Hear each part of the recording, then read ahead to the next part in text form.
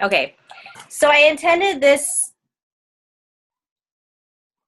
roundtable to be sort of presentations, and since we're not really in class, this was the best way.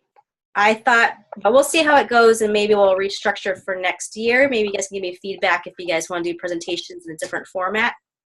And I'll record each call, and because that way you don't have to jump on both calls, and trying to get people onto one call would be a headache. And that way you can watch the other presentations and that discussion. And this course, this one, we have Stuart, Brian, and Bonnie presenting about 15 minutes each on methodologies. And if you remember that you have your ontology, epistemology, and your methodology sort of create this research design. Everything informs each other, what you're going to choose as your methodology. And the methodology is really that research framework. It's like, I picture it as like, it gives it structure. It's giving you the sort of rules of what you're going to do and how you're going to do research. And as you'll see, and as you already saw in your own little research on your methodology, that there's like ethnography and experimental. They each have very a unique culture and a unique framework. And in some cases, I find it interesting that some of them can be blended.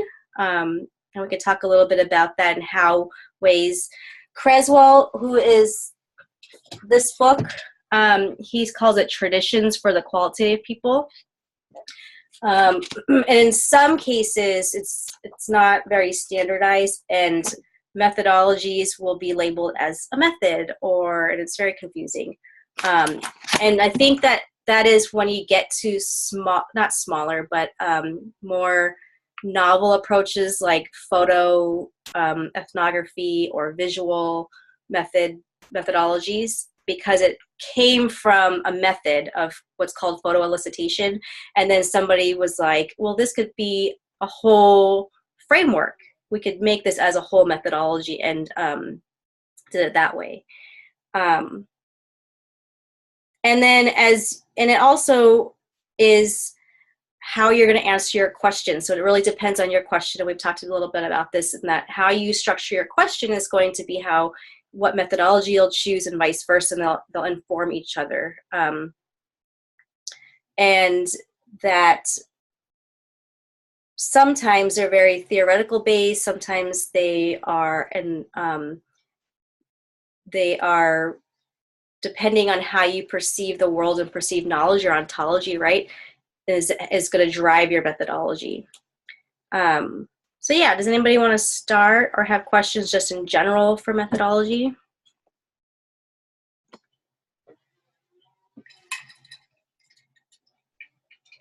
I don't necessarily have any questions, but if nobody minds, I wouldn't mind going first, just because I have a sick kid situation that I might be called away to real fast. So that's my only thing today. All right, that's fine.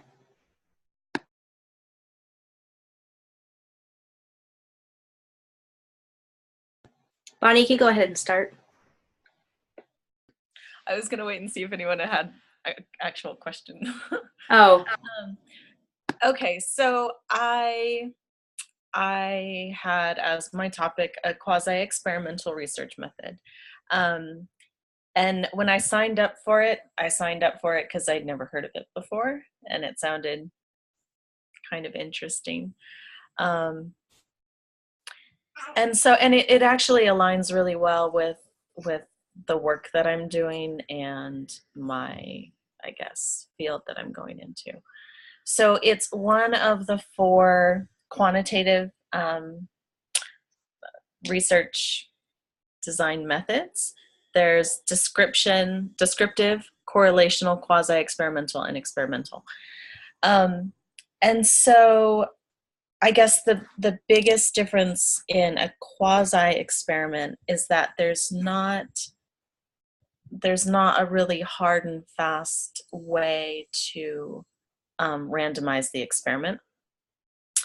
And so it lends itself well to the social sciences. In fact, I read, it wasn't in my handout, but I read that while uh,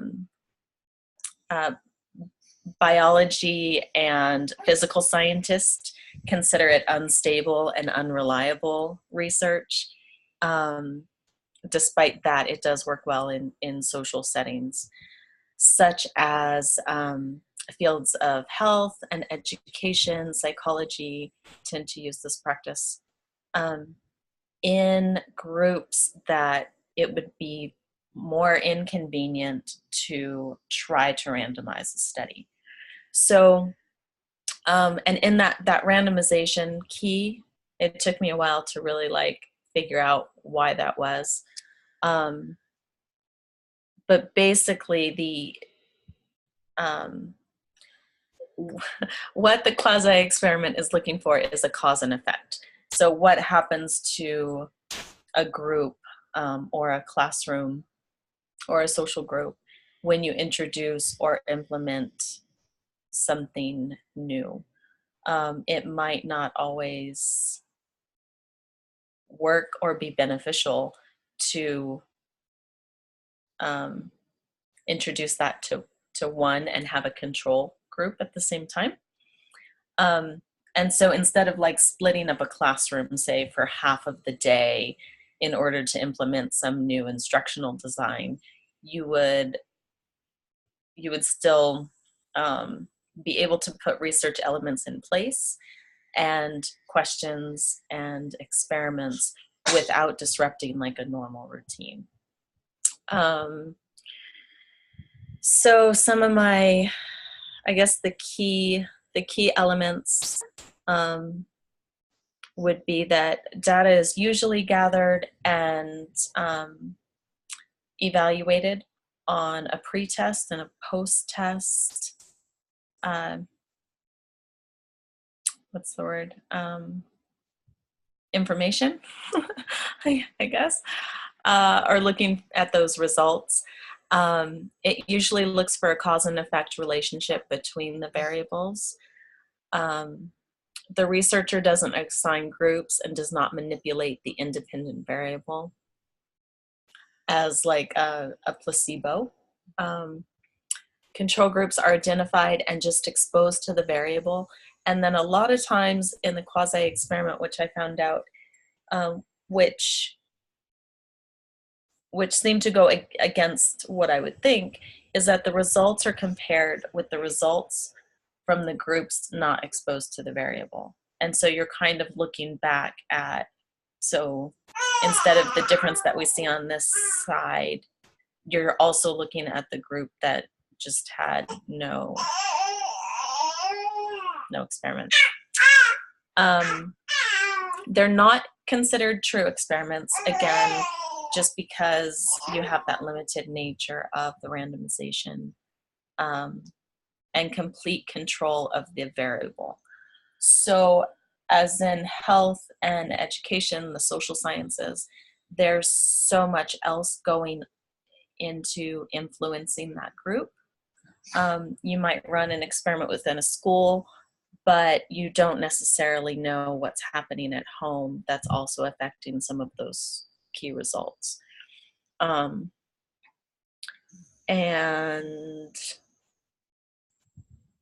what else? Some other considerations, a quasi-experiment might not convincingly demonstrate a causal link between the research and the observed outcomes. Again, that's due to the variables that you have no control over. And so that's basically like the bulk of it. And what I find the most interesting in this particular method is in cases of best practices and what works well in the field of education, particularly are the studies that I've been looking at. And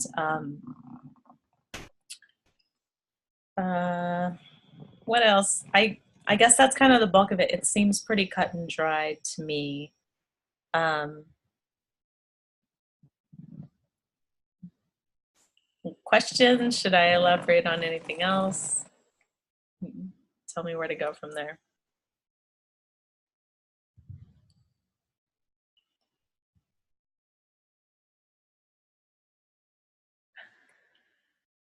Sorry, I was finding the unmute button. Do you want to go over maybe that nice graph?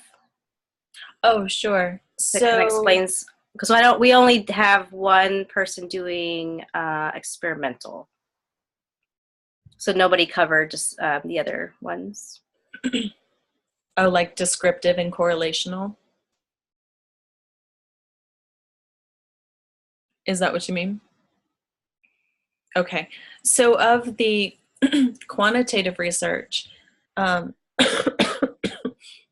are 4 kind of subsections, and I really like this this chart that I found just because it made it kind of like in a one look. So descriptive method would be observational and what is, variables are not controlled, interventions are not applied. So an example would be a description of teenagers' attitudes towards smoking. And so correlational would be explores and observes relationships among variables, variables not controlled. Again, interventions aren't controlled. And this example was a study of the relationship between IQ and clinical depression. So an experimental test, again, kind of looking for cause and effect, but in that case, you really can control the variables a little bit more. Which I would, in social setting or in the social sciences, I would imagine that would be more for, really you have more aligned test field, I guess, where a variable can be assigned. And then, so within that chart, the quasi-experiment test for causality with suboptimal variable control, independent variable not manipulated. And so the example that they gave was a study on the effect of an after-school physical activity program on childhood obesity. And so where those variabilities come in is you might be able to implement something in an after-school program, but you don't know if those kids are then going home, having a Big Mac and sitting on the couch, or going home and having a salad and going on a jog with the family. And so you have all of those other variables at play. And so one thing that I've been looking at quite a bit as I'm studying more mindfulness practices with staff and admin within schools and within classroom settings. And so I wrote up just an example of if I were to apply the quasi-experimental method.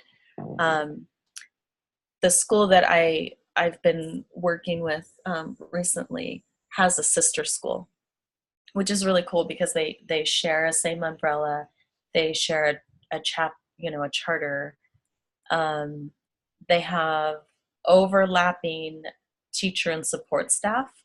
So support staff will spend half the day at one, half the day at another. Admin is all on the same board, and they're both project-based schools.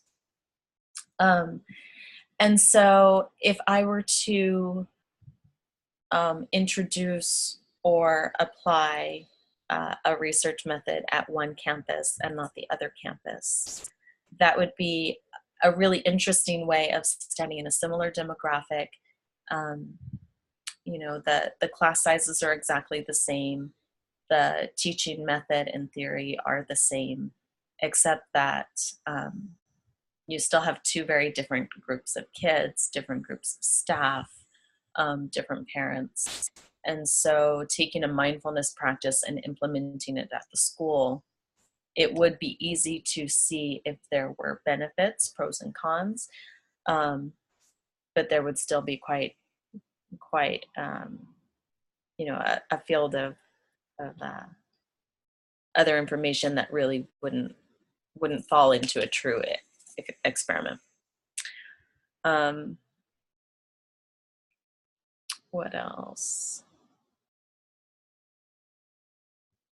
I think I appreciate the nature of this method because it's not strictly observational. There is a structure in place, and yet the structure is accommodating for life, you know, and real life. And by having simple pre-test, whether it's a survey or analyzing data from schools or whatever field that you're looking at, and then looking at that the post information in the same way, it's quantitative. It works for my field, and there's like just enough structure and just enough wiggle room too. So that's it. That wasn't quite 15 minutes, I don't think. That's okay. Thank you. And quasi, and like you said, quasi is, it's good. I mean, like with any methodology, and it's good for certain situations. And like, you know, experimental is something that I would push, obviously, for medical or pharmaceutical companies to do. I don't, and they have definitely their place in, especially in the school system and in things that you can't control. Thank you. Mm-hmm. Yeah, I liked that table a lot. And you know, we're not talking a lot about analysis in this class, but it just also depends on which, from there, you're going to, you know, each of these are going to have certain statistical tests that you're going to do and whatnot too. Yeah. Did you have a where it's from on your, I'm looking at your handout? The chart itself Mm-hmm. is from the Center of Innovation and Research and Testing. Okay, I see it. Which I think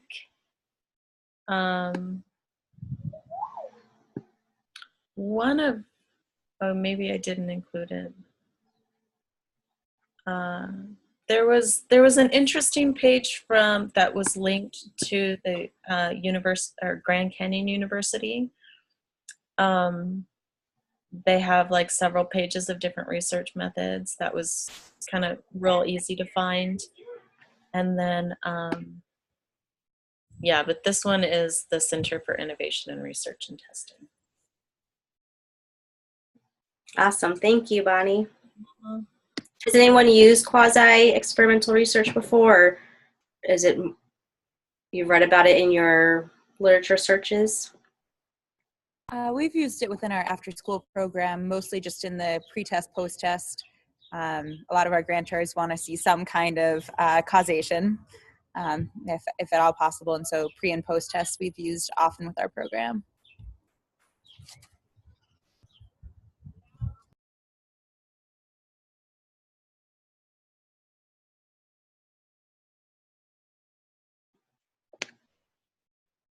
Any questions? Anyone want to volunteer to go next?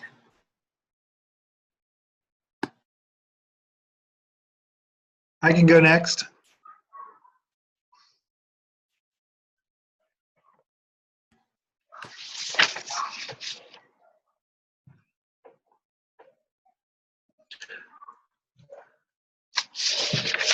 So I'm doing my presentation on ethnography. Basically, when the sign-in sheet went around, I wasn't really familiar with any of the different topics to sign up for except experimental design. But ethnography was one of the only ones left on the list when it came to me. And just looking at the root of ethno, it seemed like it might be interesting. So that was why I chose it basically. It turned out to be pretty great. After I learned about it, I kind of was thinking what a great field it would be to do this kind of research. So I'm going to read a little bit to you guys off my handout, and then trying to be kind of a dynamic presenter here. I had a little YouTube to show, and unfortunately I didn't figure out how to play it right, and just before the call realized that it's going to be backwards for you guys, so it'll be mostly just listening to the vocals on it. But it's a pretty good presentation of the topic there. So the definition of ethnography, as written in the dictionary, is the study and systematic recording of human cultures. And then it's also not just the study, but whatever is produced from the study is also kind of part of the definition, and inherent in the study is descriptive work produced from such research. So ethnography is a systematic study of people and cultures. It is designed to explore cultural phenomenon where the researcher observes society from the point of view of the subject of the study. And an ethnography is a means to represent graphically and in writing the culture of a group. The resulting field study or a case report reflects the knowledge and the system of meanings in the lives of a cultural group. So I'm going to go down and not read my whole handout here, but I'm going to read some of the stuff at the bottom. They're kind of bullet points and getting at what ethnography is as a method. It's field-based. It is conducted in the settings in which real people actually live, rather than in laboratories where the researcher controls the elements of the behaviors to be observed or measured. It is personalized. It is conducted by researchers who are in the day-to-day, face-to-face contact with people they are studying, and who are thus both participants in and observers of the lives under study. It is multifactorial. It is conducted through the use of two or more data collection techniques, which may be qualitative or quantitative in nature, in order to get a conclusion. It requires a long-term commitment.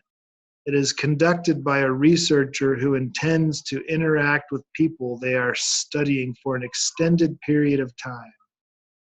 The exact time frame can vary from several weeks to a year or more. It is inductive. It is conducted in such a way to use an accumulation of descriptive detail to build toward general patterns of explanatory theories, rather than structured to test hypotheses derived from existing theories or models. It is dialogic. It is conducted by a researcher whose interpretations and findings may be expounded on by the study's participants, while conclusions are still in the process of formulation. It is holistic.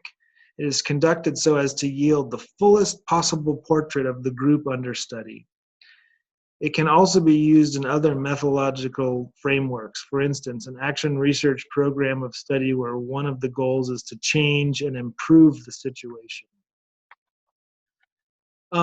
So, I mean, basically in a nutshell, the ethnography is, what, it comes to mind to say dominant culture, but it seems to be one culture studying another, and I think we find that dominant culture is generally the one that sends its people to other cultures to study them. And it's your classic National Geographic is in some of the readings and looking into it I did, and Kimberly shared a great amount of resources with me. There was one that talked about National Geographic, and whether positive or negative, one of the kind of original ethnographic magazines that, sort of was popularized. So does anybody have any questions thus far on kind of just the general basics of what it is. I mean, Indiana Jones comes to mind for me. It seems to me it seems like a research method that's probably like in the popular eye more than any other one. Just because it's looking at another movie. Did you guys see The Gods Must Be Crazy? Maybe when you were kids, by any chance? Like that movie kind of came to mind. So I've got a YouTube here I'm going to show. It's unfortunately, like I said, it's backwards, so I apologize. But listen to the verbiage. This guy, he's got a whole series of YouTubes, and it's Chris Flip is the station or the channel. I don't know if that's the correct way to cite him here, but he's got a really good way of just going over ethnography, so I'm going to play it for you guys. Have you ever wanted to explore the culture of different groups of people? Well, that's what we'll be learning about today as we go through ethnographic research. Hello, scholars. Today we're going to journey through ethnography. On our journey, we're going to... Can you guys hear it okay? So? Let me try backing it up. Is ethnography data collection, data analysis, writing the report, and limitations. So what is ethnography? Ethnography is a qualitative research design that studies a distinct culture within society. Specifically, ethnography studies the characteristics typically associated with a culture, such as values, beliefs, behaviors, and the way that a distinct group uses their language within that society. Usually this group of people has been together over an extended period of time, allowing members of that distinct group to have very similar beliefs, attitude, behaviors, language, the things that make up their culture. Ethnographic research originates from the academic disciplines of anthropology and sociology. The research questions related to ethnography usually sound something like, what is the culture of blank, whatever the people group you're studying, or what is it like to be blank, a member of this certain distinct group that you're studying. Let's talk about data collection. First step is determine if ethnography is the right research design to answer your research question. If so, the next step is to find the distinct cultural group within society that you want to study. Next is to gain entry to that group through a gatekeeper. Just as a reminder, a gatekeeper is a group leader who has the authority to let you into the group you're studying. 4. After gaining permission to study the group in ethnography, researchers immerse themselves in the everyday lives of the group for extended periods of time in the group's natural settings or in the field to understand the group's culture. It usually comes in the form of extensive observations and field notes, and also from in-depth interviews. Although other data may also include artifacts or newspapers, journals of the group people, etc., that help the researcher understand the group's culture. Usually, ethnography study 20 or more people of the group they're interested in. Talk about data analysis. When analyzing ethnographic data, researchers immerse themselves in the field notes, in their interview transcripts, and so on to discover major themes that describe the group's culture. We'll cover qualitative analysis in further detail later in the semester. Let's talk about the final report. The researcher writes about their experience with thick, rich descriptions so that the readers can, in a way, experience that group's culture without having actually been a member of that group. The report is also usually written in a narrative, story-like fashion. Talk about the limitations of ethnographies. Ethnographies require a lot of time in the field to understand a group's culture. The researchers spend a lot of time in those natural settings in the field, observing the group where they are. Also, the final report is usually written in a narrative story-like fashion, which may be hard for some authors to write if they're not used to writing in that type of style. The researcher may spend so much time in the field observing and participating in the group, the researcher may go native in a way, which is a term that compromise their duties as a researcher, and that they become part of that group. They actually become a full member of the group. They lose their identity as being a researcher, their duties as a researcher. The researcher's presence and possible lack of ethical consideration also may negatively impact the very culture that the researcher is studying. In conclusion, ethnography is qualitative research of a distinct group's culture and society. After gaining access inside a group, data collection primarily takes the form of observations and in-depth interviews. Analysis involves discovering major themes that describe the group culture. The report is written in a narrative form with thick description of the culture, and limitations of ethnographic research include time writing the report, possibility of going native, and a researcher's negative impact on that group. Thanks for a great journey, and I'll see you in class. So sorry about the visual on that presentation. It was a lot of really good information presented in a really succinct manner. I got really excited about this type of research and kind of wondered why I wasn't an anthropologist.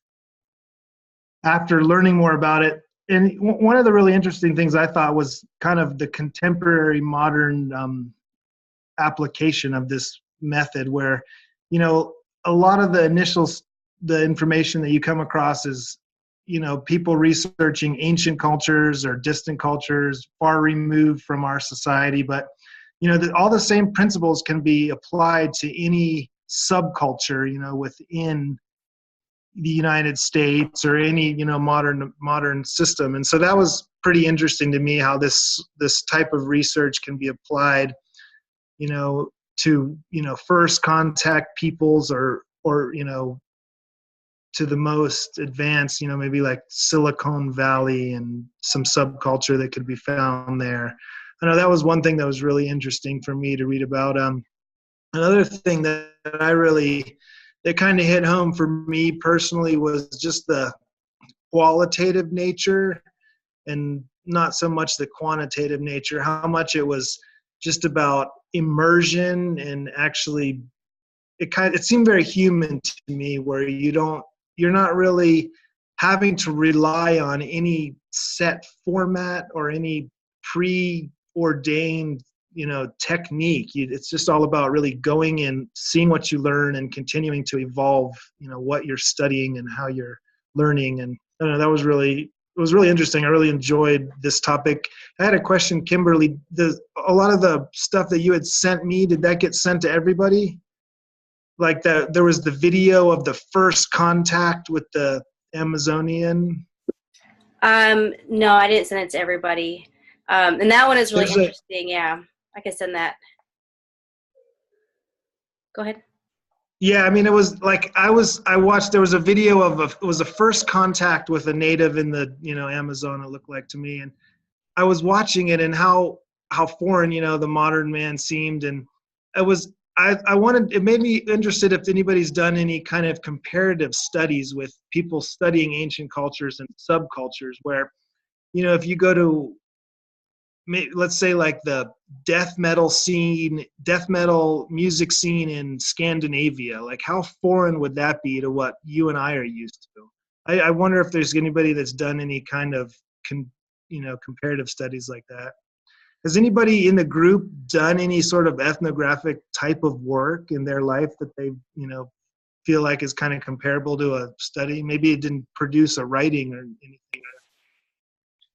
Yeah, my everyday life is a ethnographic study. But actually, as I'm at work, actually it's sitting right here. I'm working on this massive study of our program for some other stuff that I had to do here. And throughout the whole thing, so I have like a chapter that's about cultural stuff. And, you know, I talk a lot about cultural stuff with staff and with other people here.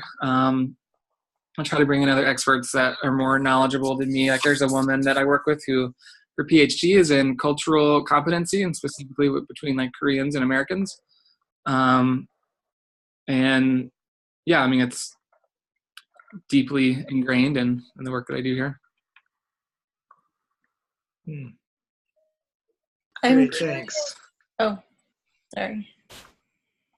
I'm curious how, I don't know if you came across the answer to this in looking at this method, but it seems like there's a unique challenge for the researcher in this to really stay true to one question of research, or to, I mean, I love how you put it, Brian, that the researcher really becomes immersed in the culture and one of, I forget exactly how you worded that, but I was thinking about this book I read a couple years ago, written by an ethnographer who was studying graffiti and tagging in New York. And so he really was in a counterculture situation. And, you know, he even talks about like running from the police. And he, you know, at one point he says like, it was just his intention originally to like be a shadow, but yet, you know, to really be accepted, he had to like design his own name and, you know, find an area and do some tagging himself. And I wonder how the researcher draws lines, especially to get really to the heart of various cultures and how those cultures might really not align with your own compass. You know, it sounds to me like it's very different than just studying a culture, right? From this background, I'm the researcher and I'm just going to sit here and take notes. You really have to get into like the heart of it, right? And so I'm curious how you approach that research very clearly and how you might develop an IRB in that case to really stay on focus, you know, and not get, not that there's anything wrong with getting like sidetracked, or develop new questions along the way, but I wonder if you have that answer. From what I found, it seemed like the questions were generally pretty broad brush sorts of inquiries where your, you know, whatever path your research and inquiry was taking you within, you know, studying a tribe or studying a subculture, you had a lot of freedom to explore whatever came up, because that was kind of part of the nature of it, where, you know, you want to be authentic in the moment with whatever you're exploring with your subjects. And so that was my take on it, was that the whole idea was, you know, the question was broad, just to kind of look at what is it to be this culture. And so there's, you know, and it's an interesting, it seems like a fine line where some of the people talk about losing yourself in the culture and sacrificing the research, but I don't, maybe Kimberly, you could speak a little more to that, but to me, it seems like that would even be valuable, to really study what it is to be something, is to somehow lose yourself. Like the YouTube I played, the guy had the term going native, you know. Yeah. It's not the best term and politically correct or whatnot, but I mean, in some ways, wouldn't that actually be beneficial to really studying a culture, to lose yourself in it? I don't know.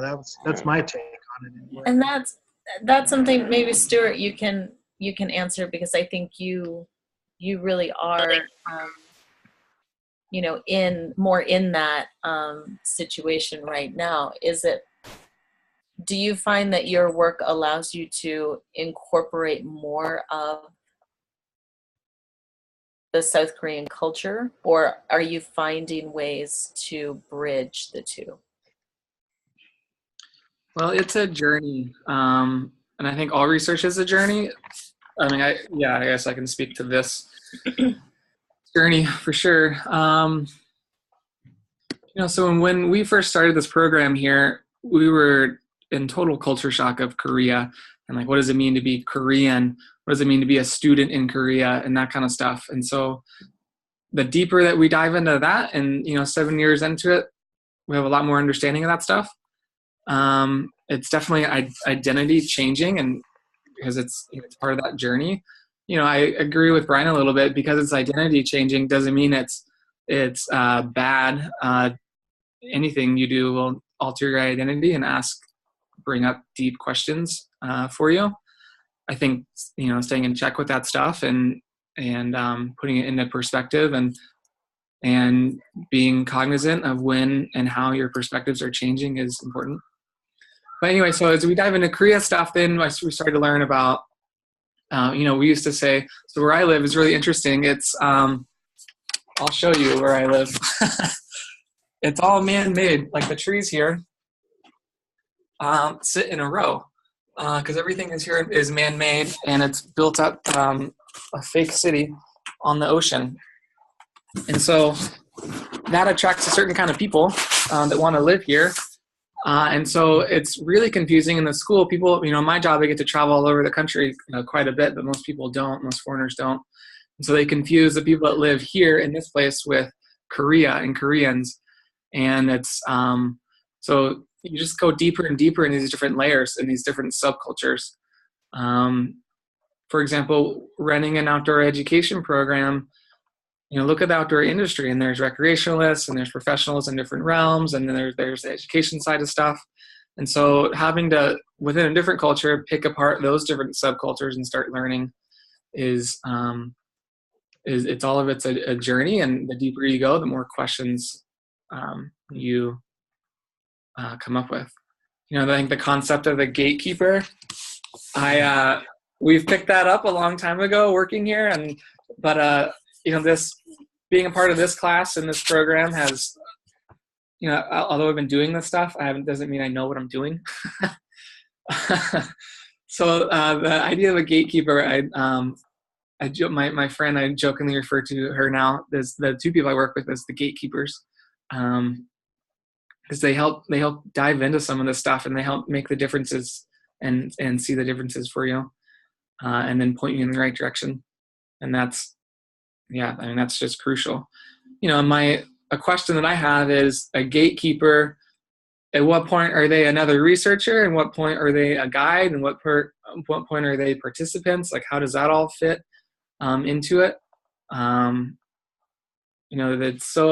is so situational in this realm. I don't know if that answers any questions or if that helps. The answer is it's complicated. It is complicated. It's really interesting to hear your perspective. And ethnography has a long history, and it was, ethnographers came when explorers went to new places to explore these foreign countries that they went to, conquer or whatnot. And so that's where that idea of going native is. So it's very colonial. And that also brings in this idea where they didn't want to blur the lines, right? You don't want to go native. You want to keep your identity, and it was still grounded in this very positivist, objectified way of looking at a culture. And I think more modern or contemporary ethnographies, it's like how Stuart says, it's more emergent, it's more situational, it's contextual. The lines get very blurry in ethnography. And there is a ton of ethics that needs to be considered, especially, you might get into running away from the cops or whatnot, and where does that fit in with your moral compass, and what would IRB say about those things? So it's an interesting, we can have a whole class on it. It's really interesting.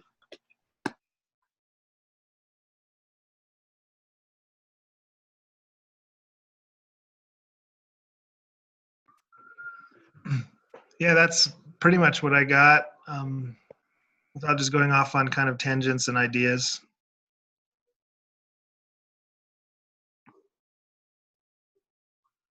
Thanks, Brian. And we'll move on to Stuart since we have about 10 minutes left.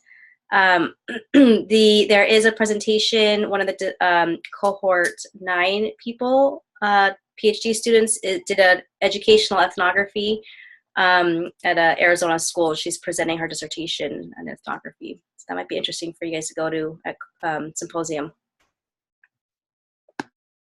Cool. Okay, case study. Case study could also be its own class. That's what I learned. Actually didn't realize when I first dove, I picked it because it's probably the only 2 words I understood on the whole page. and it was the first one on the list. And I didn't realize how complex and complicated and actually controversial case studies are. So that was, my calendar's dinging at me. So that was something new for me. And so the links, I don't know if the handout's open on your guys' computers, but the links at the bottom are pretty cool resources that dive into a ton more depth into some of the controversial aspects of case studies and some of the history of case studies. The history. So case studies were done for a while in anthropology. And after World War II, the logical positivists had a lot of criticism, and they kind of went away. They weren't really seen as a legitimate methodology. But since then, the past few decades, it's really made a comeback. There's a lot more like rules, I guess, or more. It's a lot more grounded and so more accepted in the research world. Case studies are, which is pretty neat. Some keywords. So the definition of a case is on that page. I'm sorry, let me back up to the top, the second bullet point, some parameters of a case study. A case has to be investigated in natural context and with a variety of methods. And so some of those methods, there's on the first link, there's this guy's PDF. He has this like bullseye looking target of a graphic, and I tried to get it and copy it and paste it and steal it, and I can't. So it's on that page. But a case study methodology, there's all these different methods you need to use a lot of different methods for your study to be valid. Okay. So I want to talk about the next bullet point, our analysis of major points. So some of these articles talk a lot about intentional selection of the cases. And there's two schools of thought, I guess, and how you could select a case. One is a more analytical approach, and so that's because you're selecting something because it's unique or special. It's some sort of anomaly in some way. It's extreme. It's something out of the ordinary. So you want to study that and maybe figure out why it is or how it fits into the broader scope of theory and things like that. And the other is more representational, and you choose a particular case or a particular case because it represents something broader, represents a theory, a correlation to a broader trend, something like that.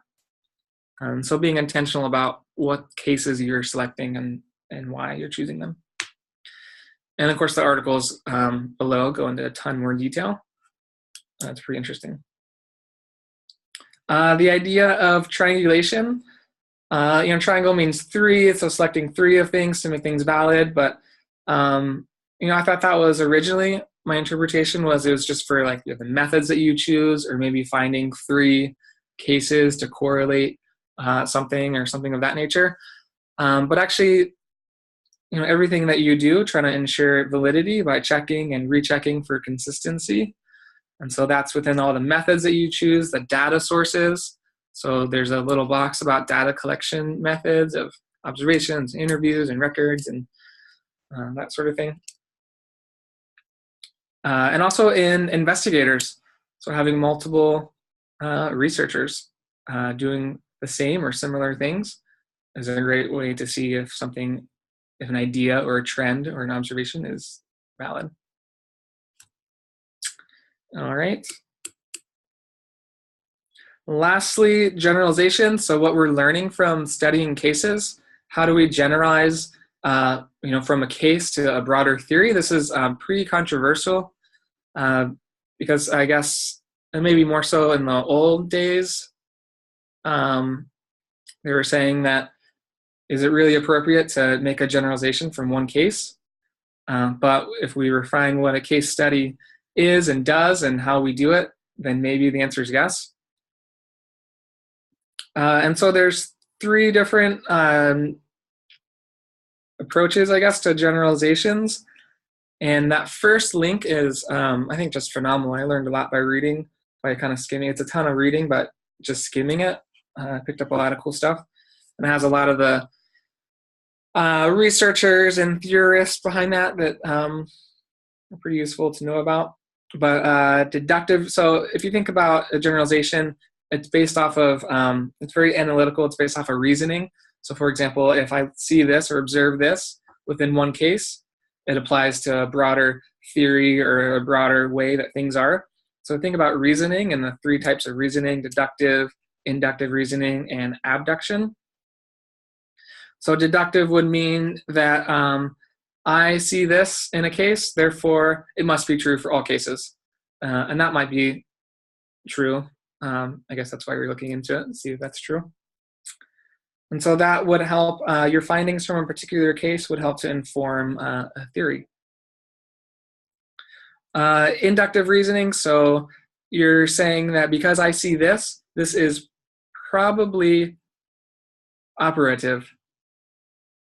And that gets confusing when we start diving into abduction, which means that I see this in a case, therefore this might be true. This might possibly be true. So what the difference is between it's probably operative or it might be true is I'm not totally sure. We'll probably have to keep reading more in depth in that first link. That's a brief overview. There's a ton more to talk about. But yeah, that's the gist of case study methodology.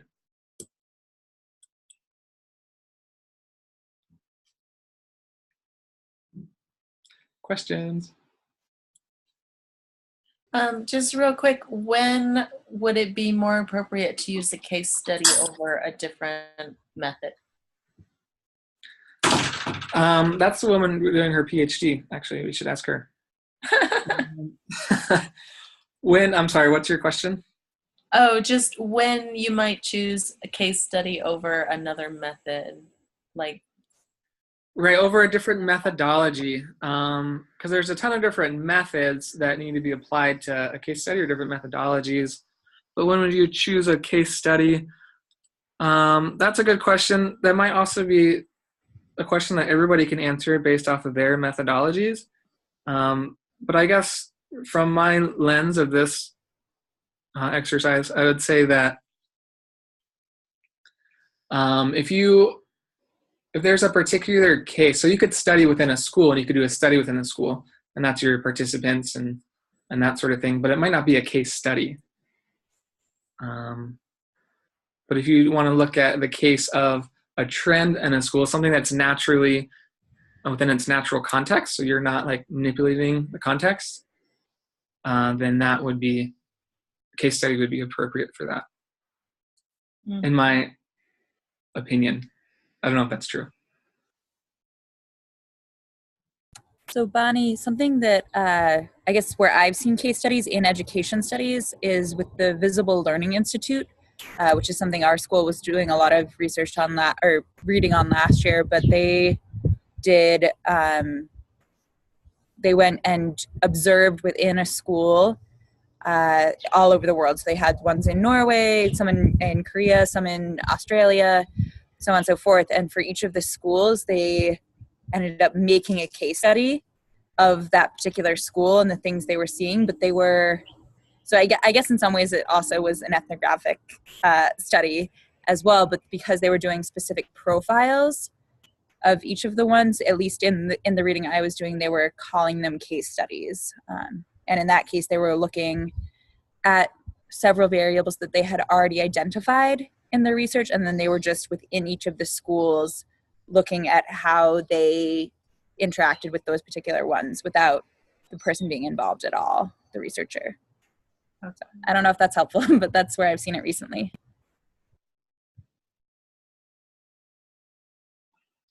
I guess recently I actually read a study. So there's like a new method for, this has to do with my topic, but a new method for risk assessment stuff that was created in Australia. And they did a case study where they, and I guess I'm a little bit confused because they call it a case study, but they essentially applied this method to an organization. And is that truly a case study, I guess, if it's it's not really, it's natural context. They're manipulating the context by saying, use this method. I don't know.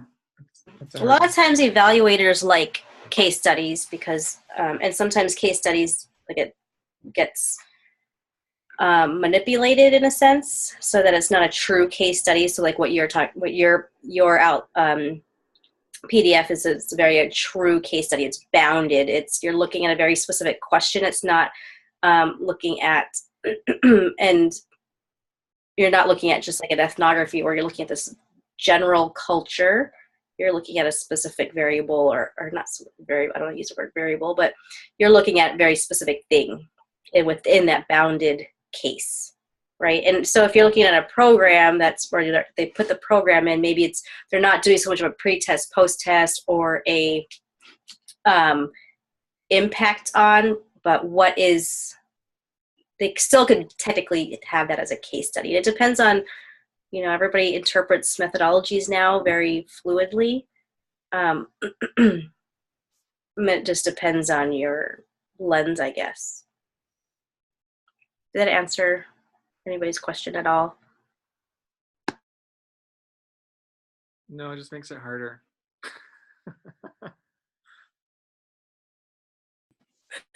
I think in some of these, going down the list and reading the handouts, so many like kind of point to this works well in situations of, and I think that was my only question was what was that of port, but if there's not like a real answer, then that's totally fine too.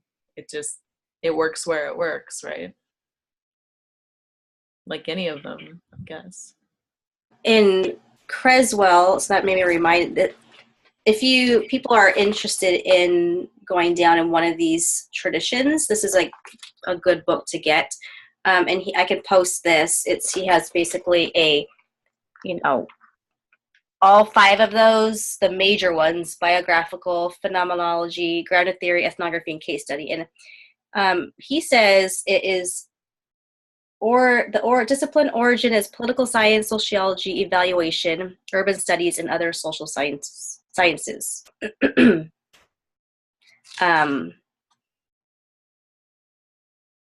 Yeah, and a lot of these are very overlapping, and sometimes it's just a matter of how you're going to describe your approach, I guess. Like a lot of the data analysis are going to be overlapping. Data collection, except for grounded theory, is very, very specific.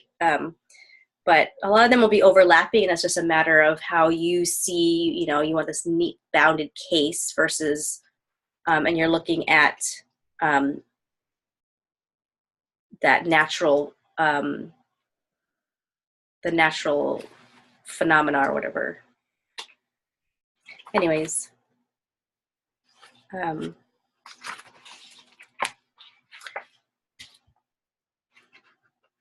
Yeah, I can scan all these charts because he breaks them all down if you guys are interested. Yes, please. Okay. Here. All right, we're at 3:03, or for my time, 3:03, 5:03 Arizona time. Thank you for all your hard work. I appreciate listening to all the presentations. Did this exercise change your perspective of what you may use or not? It definitely helped to hear the presentation in somebody else's voice. For me.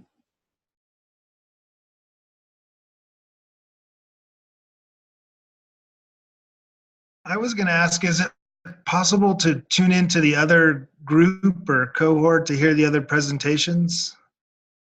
Yeah, so I'll record it if you can't make it, but you're welcome to join on that call. It's 9:30 Arizona time, and it's the same link. Okay, so the same link at 9:30 my time? Yeah. Okay, cool. Yep. Yeah, you're all welcome to join on, and it helps the conversation. And yeah. Great. Thank you, everyone. Thanks. Y'all have a good night. Thank you. Thank you.